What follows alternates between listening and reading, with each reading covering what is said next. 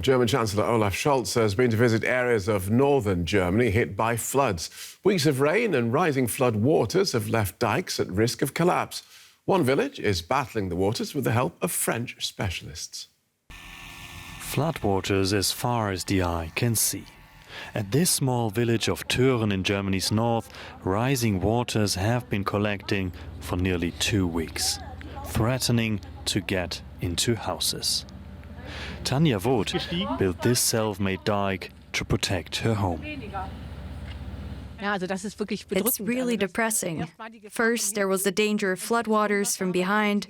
Now, because of the groundwater, we also have a threat from the other side. You think it can't be real. What's going on? You just try to use humor to deal with it. Outside her house, large pumps are working constantly, day and night. Germany has mobilized volunteers from civil protection services, but it's a race against the clock and the water.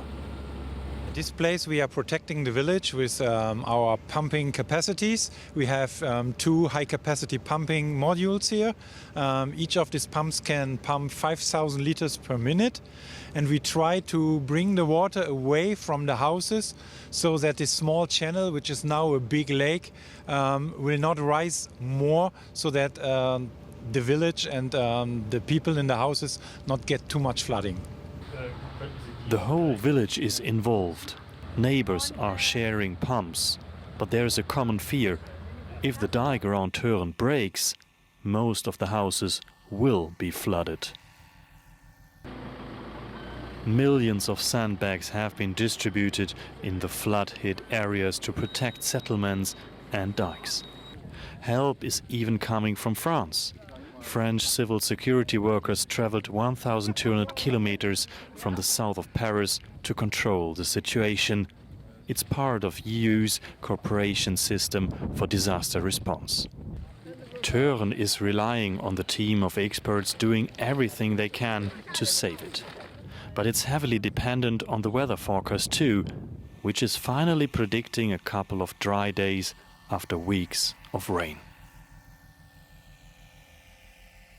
After filing that report, DW's Joscha Weber travelled to the town of Celle in Lower Saxony and told me about the situation there. I'm on the banks of the river Aller here in the rural district of Celle, and this is normally a medium-sized stream, you have to know. But it has become a large river, even building a delta with a lot of water and going over kilometers. And you can see right behind me that there are streets, fields, farms and villages flooded by the water, and the water level is still very high in this region. It remains on the highest alert level, the region, but we have to say that there is some good news, as there is dry and colder weather predicted for the weekend. So the situation is still tense for the people, because the water is in their basements, in their gardens, on their fields, but there are some drier days ahead, and this must be a relief for a lot of people after 2 weeks of heavy rainfall. So just picking up on that final point there. So lots of flooding. Just talk us through the extent of the damage. Well, the damage and the costs are still lying literally underwater, we have to say. Once the water will be gone, we can see a bit clearer here, but it's already clear that the cost of this catastrophe will be well over €1 billion in the end. And this is just an estimation, obviously.